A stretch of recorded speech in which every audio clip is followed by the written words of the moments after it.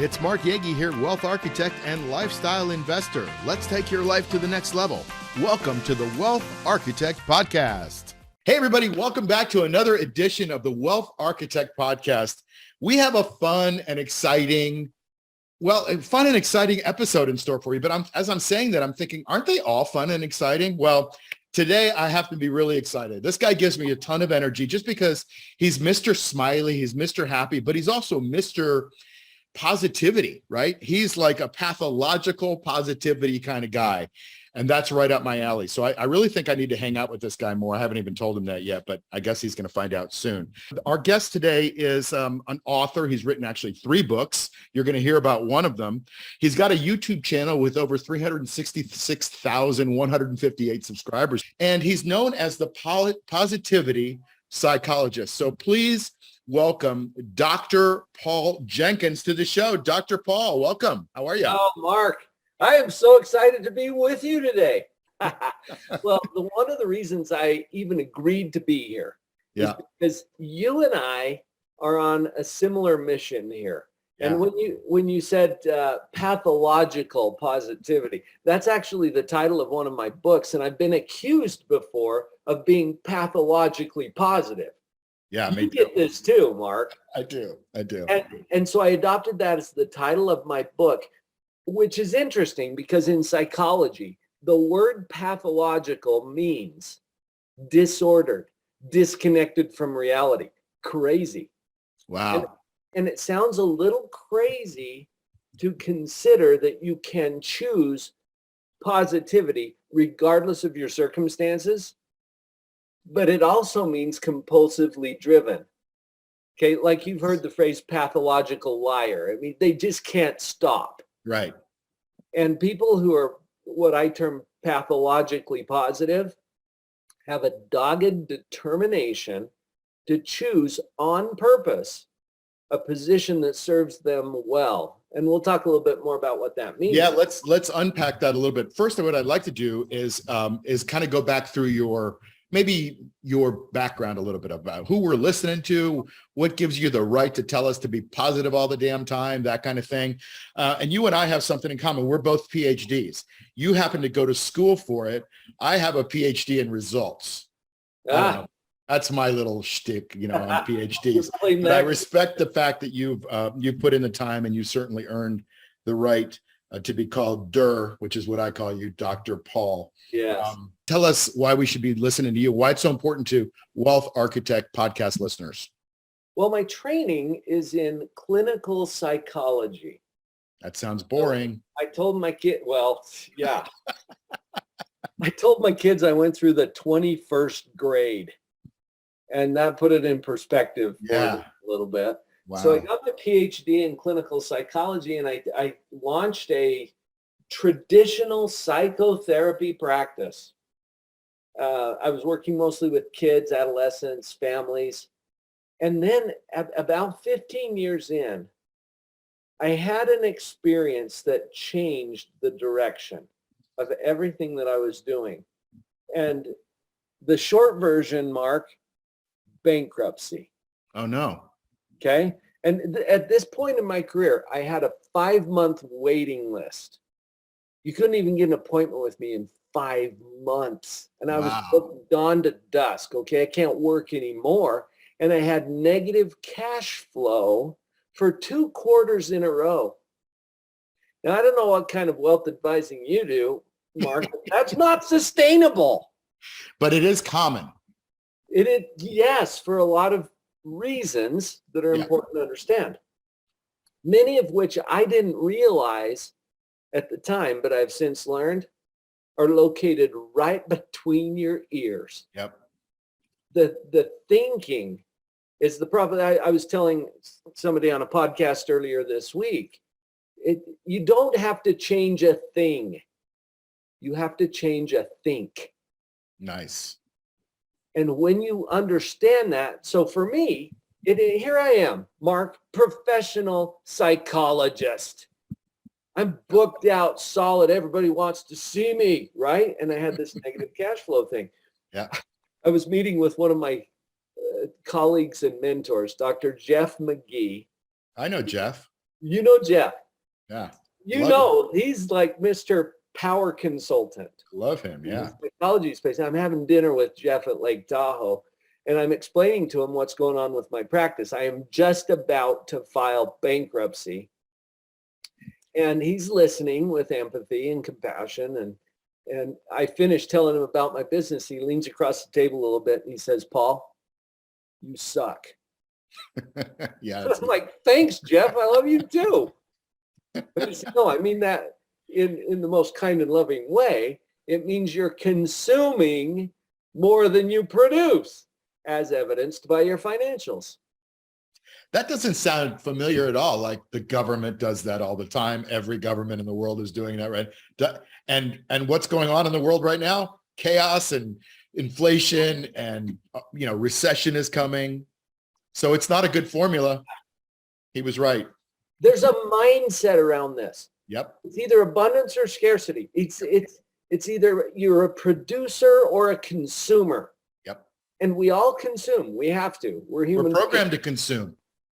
If you consume more than you produce, you suck. Yeah. By definition, meaning you suck resources. You're consuming more than you produce. And that's what Jeff was trying to get across to me. Beautiful. Yeah. At about the same time, Mark, I interviewed a lady named Mary Louise Zeller. Mary Louise is 80 and a 6th degree black belt in Taekwondo. Wow. This grandma can kick you the next Friday. Okay. Oh. And she didn't even start till she was 45. The common mindset is you have to, develop mastery in your youth. Well, apparently that's not true. Yeah. She took 4th in the Sydney Olympics in her 50s. Really?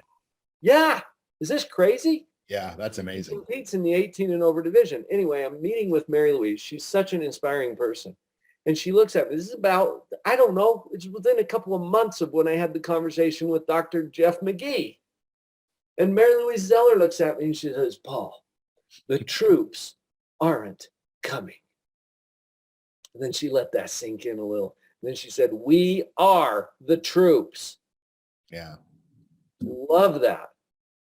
But honestly, Mark, up until that point, I was in what I call now a victim mindset. Okay. And I'm not talking about a victim of crime or a victim of abuse. I'm talking about a victim way of seeing things, a paradigm in which I was blaming. See, in a victim mode, we want to blame the economy or the business partner or the fund or whatever, the government. Okay. Blame, blame, blame. Yep. And when Mary Louise said that to me, the troops aren't coming. We are the troops. I suddenly saw myself curled up in fetal position in the corner, waiting for what? Who? Somebody, something. Yeah. You know what? One of the things that led into my bankruptcy was an investment, several investments that I'm putting that in air quotes because it was really a gamble. Yeah. I didn't know the value proposition. I've learned a lot from my experience, but these guys who owed me money, and I kept thinking, oh, if they'd just pay me up, then I would be okay. That is a victim mindset because I'm waiting for them to fix my problem. You have no control in that case. You cede control, I guess. Mark, some of them are still in prison. Wow. Wow. How long am I willing to wait for them? Wow. Right? Yeah. So she says to me, the troops aren't coming, we are the troops. And I'm like, oh, it's me. It's me and my mindset. I don't need to change a thing. I need to change a think. I like that. One of my first podcasts, because everybody knows here that I launched my podcast this year. And one of the first few podcasts that I put out, one of them is called Take 100% Responsibility for Your Life. And we are the people that need to take responsibility because we're the ones that have to live with the results. And people are so willing to give up their power. I have the saying, you'll hear it at the end of my podcast, never give up your power in your health, your wealth, or your time. And if you give up your power in those 3 areas, any one of them, it's going to destroy your life because then you can just blame everybody else, but they're not going to save you. The troops aren't coming. I really love that. I'm going to steal it, but I really love it. Yeah. What? I hope I'm not the only one who's ever done this. You know, when you're out driving and you get lost in your thoughts, maybe you're listening to a brilliant Wealth Architect podcast episode or whatever. Maybe. You kind of get lost in your thoughts and you go right past your exit. Yeah. Okay, you ever done this? Yeah. I hope I'm not the only one. I kid you not, Mark. I was traveling to see a client in southern Utah. Okay, I live in the state of Utah, and I traveled several hours to get to the southern end of the state to go see this client, do a little program for their organization. I knew I had missed my exit when I saw the big, colorful sign, Arizona welcomes you. Yep. And I'm like, crap, Arizona? This isn't what I had in mind. I love Arizona. It's not what I had in mind, right? And how often in life are we doing that? We're looking around saying, crap, this isn't where I wanted to be, not what I had in mind. And then I look down, guess whose hands I see on my steering wheel? I don't know. You got somebody else driving? Maybe you got a Tesla. And you don't have to, yeah. Yeah. So here I am. I'm looking at my own hands. And I have this realization. Oh, I'm here because I drove here. Yeah. See, the tendency in a victim mindset is I got to blame someone, something, the economy, the government, whatever it is. But the bad news is also the good news, okay? You have to swallow hard a little bit to do what you just suggested, Mark, to take 100% responsibility. And in my book, I break that into two words, response ability. It's Nice. your ability to respond, because the bad news is also the good news. If my hands don't heal, what can I do next? Yeah, let's break down that bad news, because I know a lot of times that we positive people want to just focus on the good news, but there is some good news in that bankruptcy. And this is the Wealth Architect podcast. And I'm sure there's at least one lesson that you learned from going through that. I'm sorry you went through that, but I know you are the kind of guy that comes out on the other side of it going, my life is better for it. So what can we take away from what you learned by going through that? And that's a tough thing to admit, that you suck as an investor or as a money manager, and it's not your fault. You weren't trained well. Now, it's not your fault in life that you're not trained. You just need to go get the training, which I'm sure you've done. Tell us some lessons. I don't look at it as a loss. Yeah. Now, yeah. I look at it as tuition paid. Bingo. Yep. And if you're going to pay that kind of tuition, and it was a hefty tuition, yeah, I better darn well take home the lessons. Yeah. And there's a lot of lessons I learned financially. Okay. And I'm not a financial expert. Okay.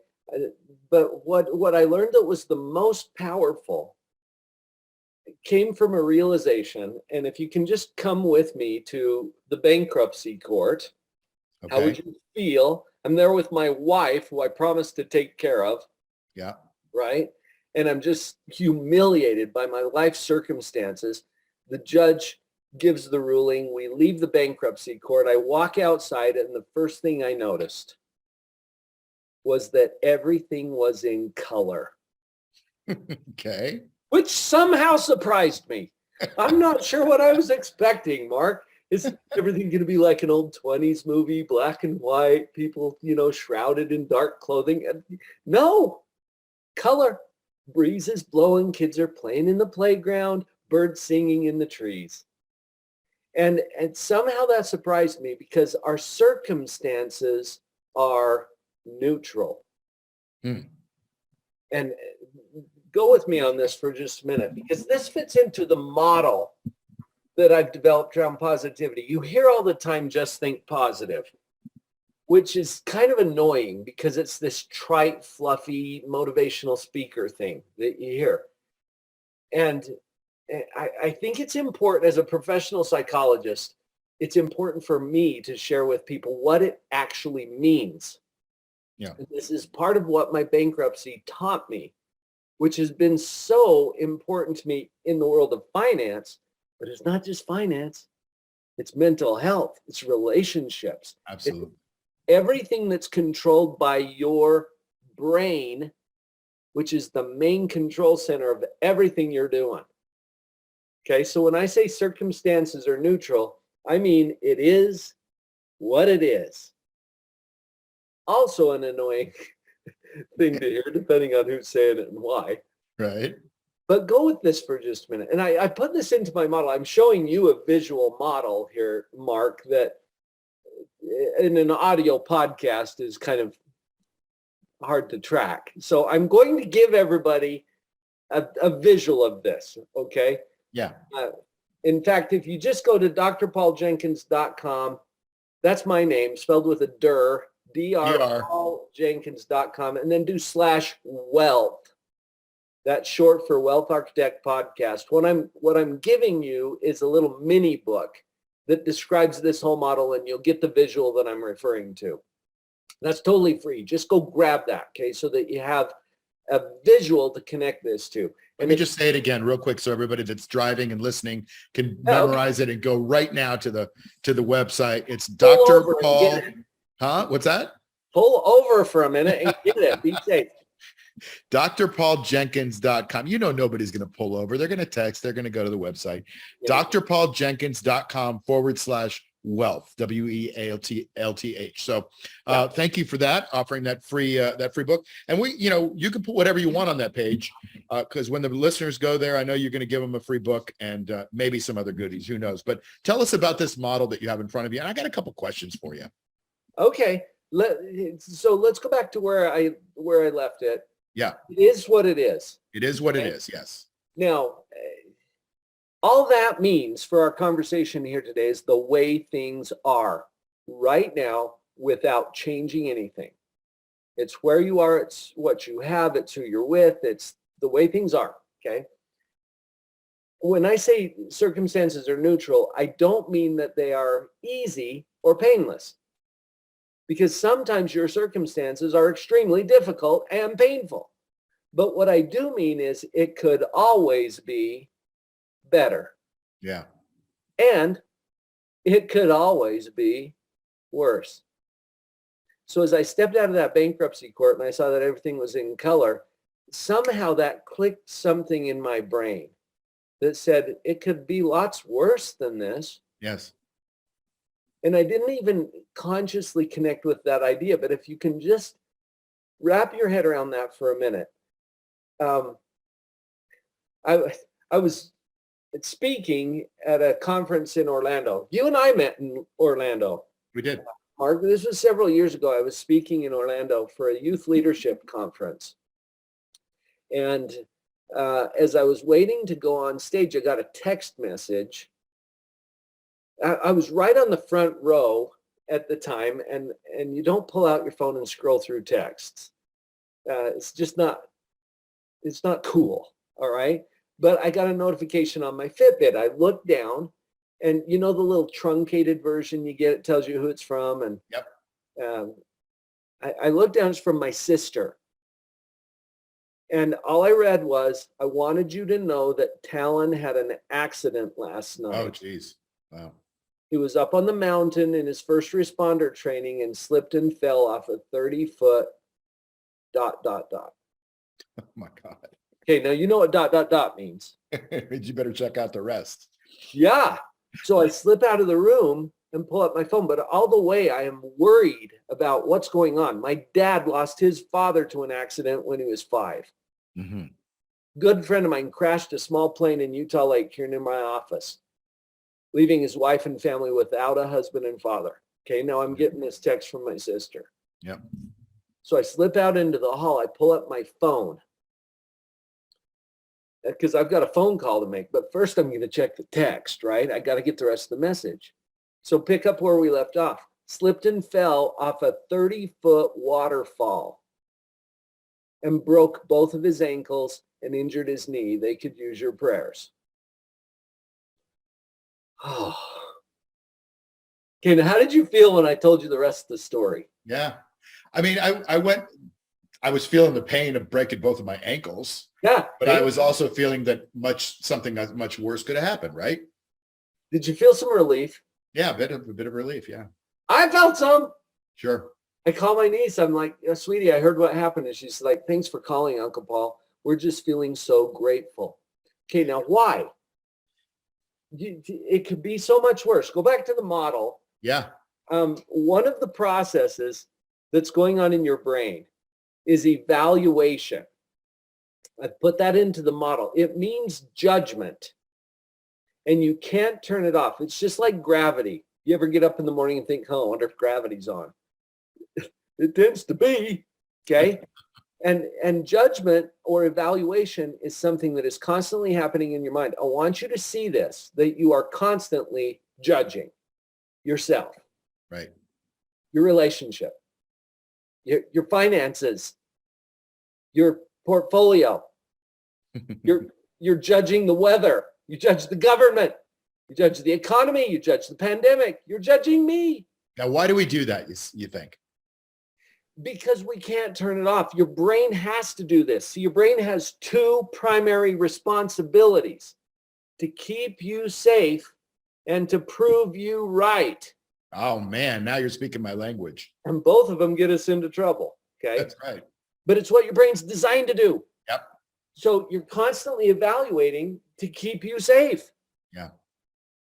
And that evaluation requires or implies comparison with some standard. Okay? So you have to compare it to something. Now, let's go back to the story that I shared with you. It is what it is. And what it is two compound fractures, both ankles. Got it? Yep. It is what it is. Now, can you imagine anything better than that? Yes. That's not hard, Lots of things. Yeah. right? I was doing a police conference recently, and somebody in the audience, they're like, one broken ankle. Okay. Yeah, arguably, that would be better. Yeah. But you can also imagine no broken ankles. Or winning the lottery. How about no injury? How about winning the lottery? How about everything went just like I planned it to? How about no injuries at all, right? I mean, you can imagine that. That's not reality, but you can imagine it. Now, when you take two broken ankles and you evaluate it or compare it next to no injuries, then how do you feel about two broken ankles? Yeah. It sucks. Okay. Now, you're probably getting ahead of me because can you imagine anything worse than two broken ankles? Yep. And don't say three. That's saying Right. I'm not allowed to say three. Okay. That would be my wise ass response. But you can, and I helped you with this, Mark, because I told you about my dad losing his father, about my friend who crashed his plane. You can imagine the death of that young father, my nephew, on Timpanogos that day. Yes. On the mountain. When you take two broken ankles and you compare it to instant death or paralysis or something worse, then how do you feel about two broken ankles? Yeah. Yeah. Notice it's still painful because what it is could be very painful. But when you compare what you've got to something better, this way, you're going to feel worse about what you've got. So we're basically comparison creatures, right? We take a standard that we either create or has been created for us. And now we compare ourselves to that standard. We compare a circumstance or a situation to that standard. Let's relate it to the financial business. And that is, the market is doing 9% a year for the last 100 years, and you did 20. Mm-hmm. Could it be worse? Could it be better? You did minus 20. Could it be worse? Could it be better? It all depends, right? Always. And then that goes into that thinking. So, I'd like to ask you and unpack a couple more things, but first I want to take a quick break and give it up for our sponsor, which is me in this case. So we'll be right back. Hey, it's Mark Yegge here to tell you about our cash flow machine trading program that's designed to teach you how to make safe, reliable income. Now, we shoot for 2 to 4% a month of income and growth in your portfolio. And we have courses to teach you how to do this yourself or inside a mastermind community. And the best part of that is it only takes about 20 minutes a week to implement. Now, while 2 to 4% a month doesn't sound like much, I show you exactly how we took my IRA from $111,000 to over $500,000 in just 19 months without huge risk. I'm not telling you this to brag, just to show you that you can do this too. So to learn more about this program, go to cashflowmachine.io. That's cashflowmachine.io, and you can learn more.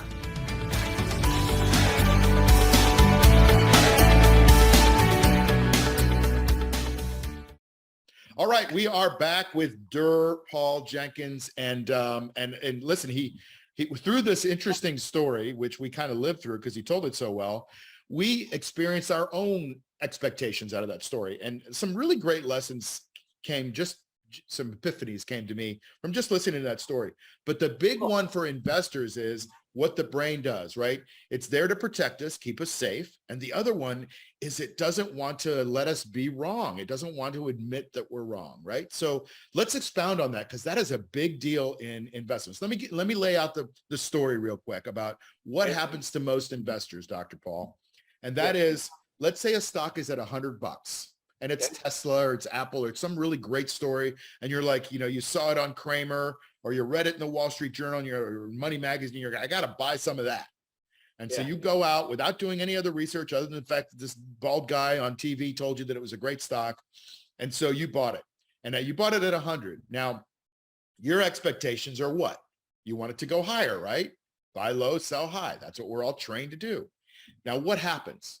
Well, two things could happen. It could go higher. And one thing that happens is it goes higher and it goes up to 110. And you're like, woo, I just made 10%. And you bail because you have this programming that says you can't go broke taking a profit, which is a fallacy, by the way. And then you have another one that could happen. And that's the stock goes from 100 to 90. You go down 10%. Now, what happens most of the time when people it goes down to 90?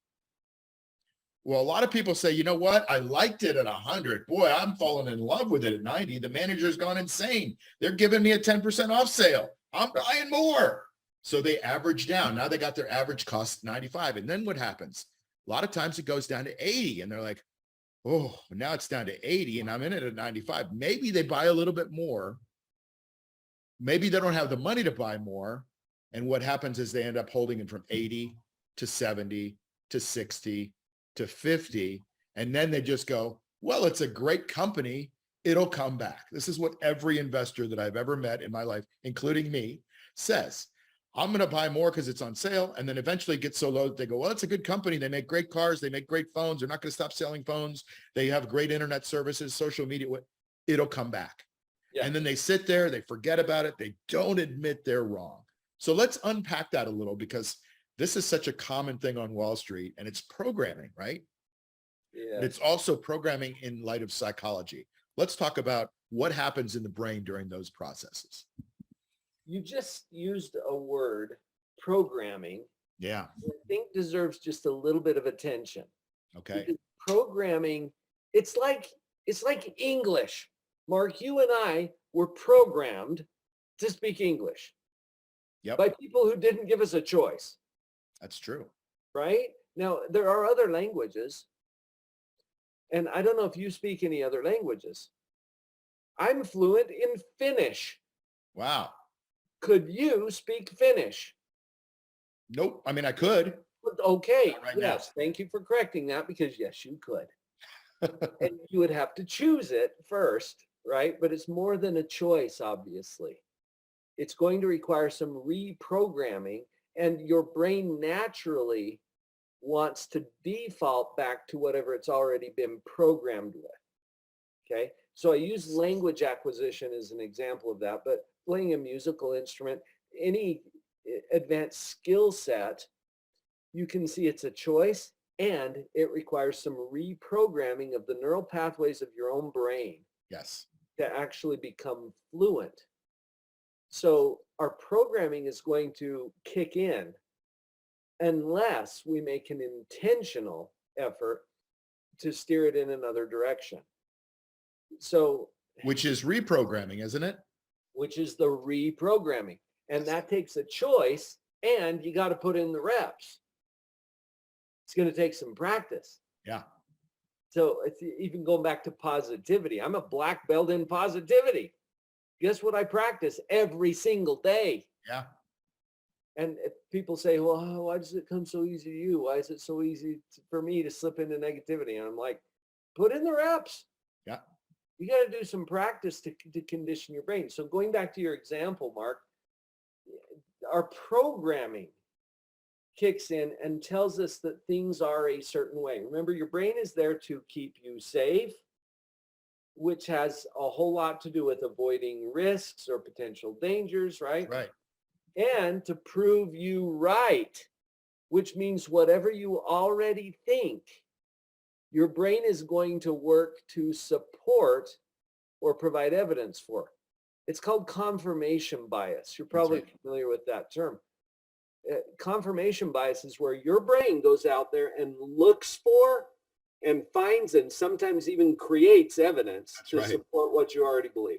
Yeah. And so I'd love to keep going down this path, because there's one piece of programming from Wall Street, and a lot of Wall Street programming is not in your favor because it's in their favor. And there's two sides to every coin. And so they say you can't go broke taking a profit. But I will tell you that almost every adage on Wall Street has another side that probably will benefit you. Almost every adage. But one of those is you can't go broke taking a profit. But imagine selling Amazon when Amazon was at $10 and it went to 20. And you got to go to the cocktail party and tell all your friends that you doubled your money. You basically were giving yourself confirmation bias that you're a great investor. You doubled your money, right? You didn't lose money. You have a win, check off the win. What happens though is Amazon went from 10 to 20 to 40 to 80 to 160, and it went up to $3,800 before it split last month, 20 for 1. And so while you might think you were a winner in that case, and you doubled your money, that's better than most people do. But you can't go broke taking a profit was a piece of programming that didn't serve you. Because if you had said stocks that go to their highs go higher, that would have been a different piece of programming, a reprogramming, and it would have allowed you the certainty and the confidence to be able to stay in that stock as it kept climbing higher and higher and higher. And some people didn't sell it, and they're multimillionaires if they had enough, right? Some people sold it, and they're still winners because they doubled their money. I did this on Tesla. Right? I doubled my money from 35 to 70, or it was actually 24 to 36. And then from 35 to 70 later. And I felt like the big winner. And then Tesla ran to $1,100. Okay. Now I'm still in Tesla. I'm a huge investor in Tesla now, but I missed a lot of that run because I was doing that confirmation bias. And so what we can learn from that is the brain wanted to take me out of it. And it did take me out of it in Tesla. And it wants to take us out of it when we doubled our money. Oh my God. I don't want to go to the cocktail party and say, yeah, I had the opportunity to buy Tesla, to sell Tesla at 20 or whatever that Amazon, I guess I was using Amazon, and I doubled my money, but I didn't do it. And it went back down to 10. And so I broke even, or I lost money on it. Like, we don't want to do. So we have that fear. It's almost the exact opposite of what we should be feeling, right, in the market. And it's a beautiful thing that you say what the brain does, because I see like the opposite rules being programmed. Protect yourself and make sure that you're right. And those two things are the biggest killers in the market. It's interesting. You're also leading us into the other process that's going on in your brain. So we talked about evaluation. Yeah. And the essential question there is, how am I doing? And the answer to that depends on who or what you compare yourself to. Sure. Okay. Because even going through a bankruptcy, how was I doing financially at that point? Well, at one point, Mark, I thought I've lost $350,000. Yeah. Which is where I was at that particular point. And then I thought, wait a minute. I had my hands on $350,000. How about that? See, total reframe. What the heck? Right? That's all in the evaluation part, but you're leading us right into another one. When you mentioned fear, okay, fear is the number one barrier to success and happiness and prosperity. The feeling of fear. Where does it come from? It doesn't come from our circumstances. It doesn't come from what Amazon's doing or Tesla, or those people that I invested with. It comes from our thoughts. Our limbic brain, or not even our thoughts. But it's a different process, okay? So evaluation, we've already talked about. Let's go to the other one, creation. Yes. Your brain is constantly creating what is to be. This is so important because what is to be doesn't exist yet. We haven't created it yet. And so all we can do for starters is to imagine it. And notice that everything in your world has to be imagined first before it's actually physically created. You have to actually create it mentally or psychologically or spiritually first. Yeah. So connect with the feelings here for a minute. And you don't know. This is why investing is such a fun game, right? Can be. How are you doing next week, next month, next year? You don't know. You don't know, but you have an imagination, and we already know it's a really great imagination. So when you imagine that what's coming is even worse than what you've already got, how do you feel? Yeah, that's right. That's the fear. Okay. Brings you closed and scared and not wanting to take a chance. Anxiety. Remember, your brain's job is to keep you safe. Yep. And if you imagine that's not going to happen, you go into what we call anxiety. There's a fight or flight response. It's a natural response that your body and your brain has. And you will shut down, like you were saying. You're going to fold up into fetal position somewhere. Okay? Anxiety. That's 30 years of clinical experience in a nutshell. Sure. Right there. Now, go the other direction. When you imagine or predict or reasonably expect that what's coming is even better than what you've already got, how do you feel? Yeah, feel fantastic, empowered, positive, ready to go, moving forward, all those things that come to mind. Even though the outcome has not yet arrived, the feelings happen now. So what's the opposite of anxiety? Is it hope in this case? I would label it hope. Hope. Yes. Hope, that positive sense that what's coming is good. And that you can anticipate feeling joy. In my book, I talk about the feeling. It's like capital T, capital F. Okay. The feeling is what we're all after. Yeah. What do we want? See, you don't want money. What is the feeling that you have when you anticipate that you will have money? Right. And it's the transformation for what the money can do for you, right? Yeah. If you could step in. So I always, in the morning, I envision my day and I envision my life, right? I create my ideal days and I envision, and then I try to step into those days, right? They're not always perfect days, but they are part of this beautiful book that I've been writing about my life, which is chapter upon chapter upon chapter. And every opportunity to build a day is part of those chapters. And so you do the best you can with those days that you get laid out, but you have to imagine how good it's going to be. You don't want to wake up and go, boy, my day's going to really, I mean, I know these people, my day's going to really suck. Right. Which you can imagine it to prove you right about that. Well, that's right. You keep saying that it's going to prove it. It's like, and I know you've probably heard this question before, but there was this movie that came out, I don't know, about 20 years ago called The Secret. Yeah. And The Secret was a fantastic movie, and I highly recommend everybody watch it or read the book, The Secret. It's got a lot of really great people in it that I follow. And the bottom line of this book was wake up or envision, visualize your day, write down the things that you want, set goals, all really noble things. What they missed in The Secret, and they realized later when they came out with the opposite, not the opposite, but the addendum to it, or the next one, is you got to put some freaking action behind it, right? It's not just you can't just look at your garden and go, there's no weeds, there's no weeds, there's no weeds, and expect there not to be weeds. You got to go out and pull the weeds. Picture the flowers will grow. Your mind. And then move your hands to rearrange the elements to look like that. That's right. That's it. That's called work. You got to put the work in. And you know what? Work. I mean, we talk about work. It's actually a physical law. It's a principle. Matter cannot be created or destroyed. It only changes form. And the process by which it changes form is defined as work.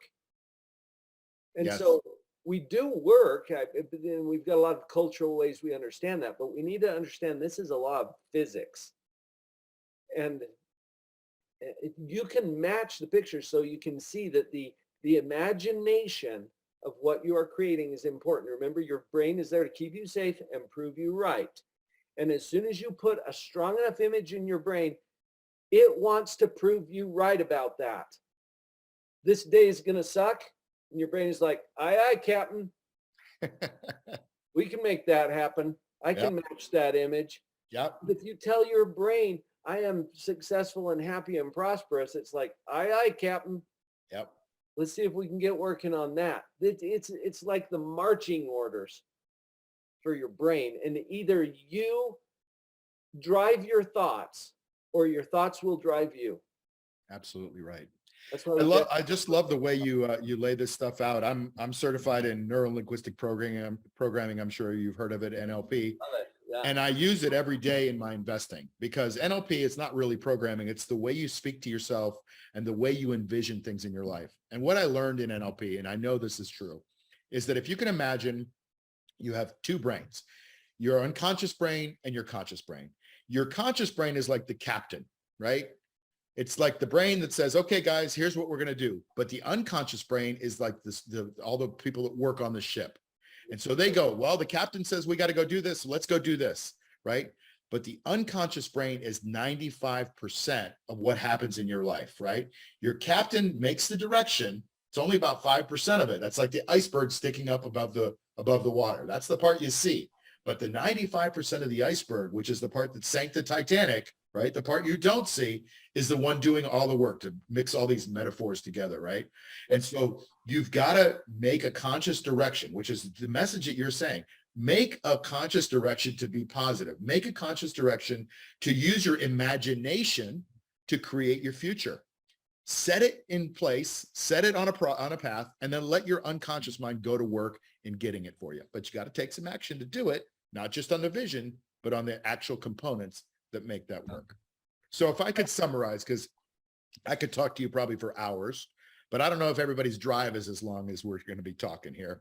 So let me wrap up a couple of things, and then maybe I'll ask you to give us a couple of nuggets to leave us and maybe put something in action, and I'll send you on your way. But I'm just going to summarize a bit. I love the message that you said, change. You don't have to change a thing. You just have to change a think. That is so good, because that gives us the power, the choice. And I believe so much power in so much in power and choice.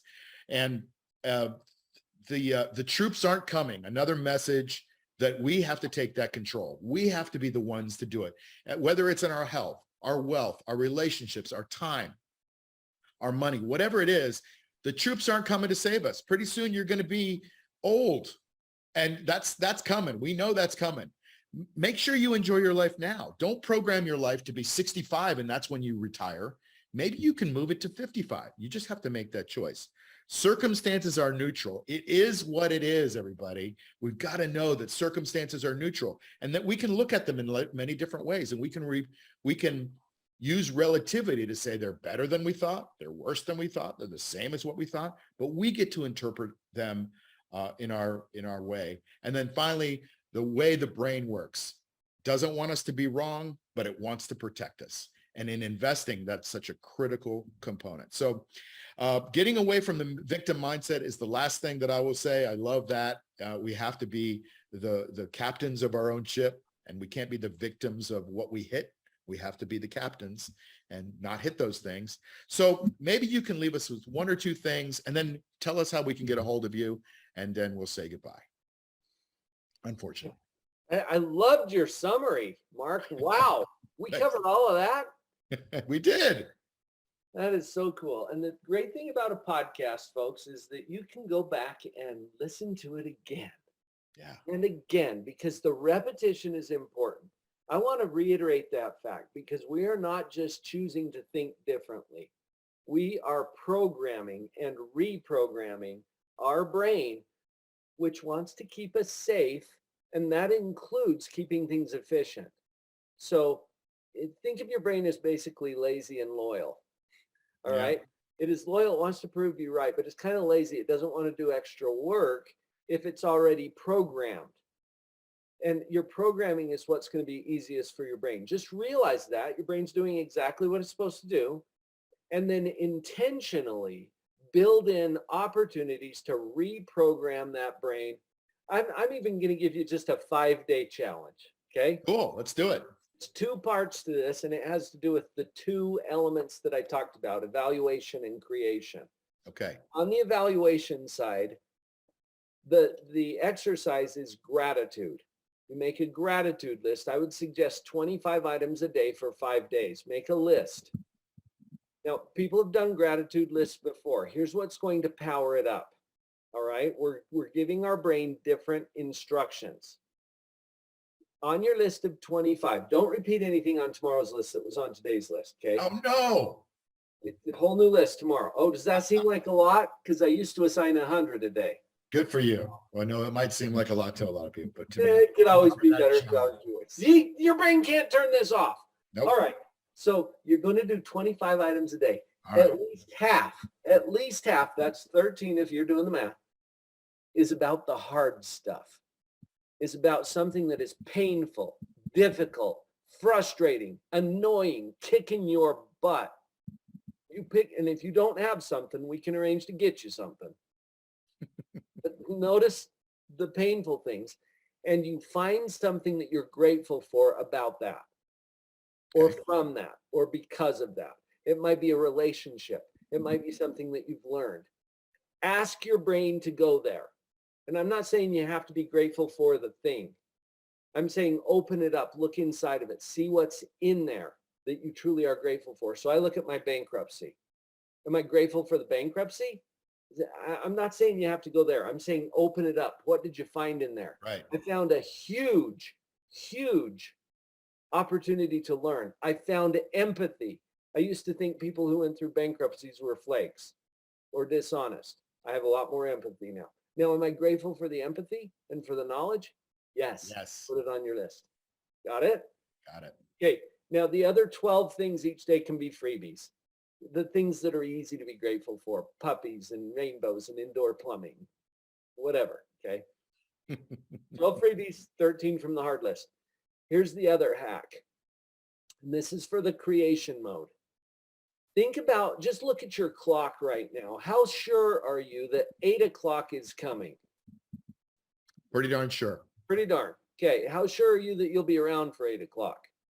Pretty darn sure. Almost as. Yeah, almost. Awesome. Okay. And you've made it to every 8 o'clock so far your whole life. So every single one of them. Track record. I call this one BB-8, just like the little droid on Star Wars. Okay. BB-8. You think of some way that you could make your life better by 8. And look at the contrast, Mark. What if I were asking you to somehow make your life worse by 8 o'clock? Could you do that? Yeah, wouldn't even be hard. All right, we're giving our mind marching instructions. Remember, it's just waiting for us. Aye, aye, Captain. Better by 8. What could you do in your finances to make it a little better by a little or a lot? It's up to you. You're the creator. Better is better. Better is better, right? What could you do to improve your key relationships? What could you do to improve your health? And I'm not talking next week, next month, next year. I'm talking 8 o'clock. Now, what do you notice your brain doing? Looking for answers, right? You ask a question, your brain, it wants to give you an answer. Yes. Because it's loyal to you and it wants to prove you right and it wants to keep you safe. So you're simply giving your brain something to work on. Yep. Now go do something to make it better by 8. If you'll do this for the same 5 days that you're doing the gratitude list, you get to have 10 upgrades. Nice. How cool is that? That's really awesome. That's really and awesome. notice how that feels to think about that. So these are very practical ways you can apply what we've been talking about here today. That's great. All right, everybody. So have some gratitude, 25 items a day. It's not that hard to do. Pull out a gratitude journal, a piece of paper, something so you write it down and make it in part of your cellular being, right? If you don't write it down, you just think these things, you don't make a record of it. Make a record of it. Half of them have to be hard stuff. DER's half is 13. You can go with 13 and 12 easy ones, little freebies. And then BB-8, what can you do today to be better by 8? Do this 5 days in a row. So, with that, I think that's the first one. Yeah. The first thing you can do to be better by 8, go grab that mini book that I There promised. you go. Okay. drpauljenkins.com/wealth. I love I'll give you a free copy of this mini book. That would improve your life by 8 because you're taking intentional steps toward upgrading your life, your mentality, your thoughts. I love it. Well, listen, I want to thank you for your knowledge and your wisdom. you poured out a lot of stuff today, a lot of your heart actually, and I felt it. And I want to thank you for that. And on behalf of my listeners and viewers, I want to thank you on that. You're welcome. And you also went to school for 21 grades, and you've been doing 30 years of clinical psychology, but you're not your typical clinical psychologist that I've met. You are one step ahead. There's something wrong with you. You have a pathological positivity. I'm weird. And I think that's a great problem to have. And I think we need to work on that. But I want to thank you for your time and your wisdom and for being here today. You're welcome. Thank you, Mark. Thank you. I want to leave everybody with this final thought. I leave it every time. It's never give up your power and your health, your wealth, or your time. See you next time on the next edition of the Wealth Architect Podcast. Have a good day, everybody. You've been listening to the Wealth Architect Podcast with Mark Yegge. Follow us on iTunes, Spotify, or wherever you get your podcasts. Like and subscribe on YouTube. Share and tell your friends. See you soon.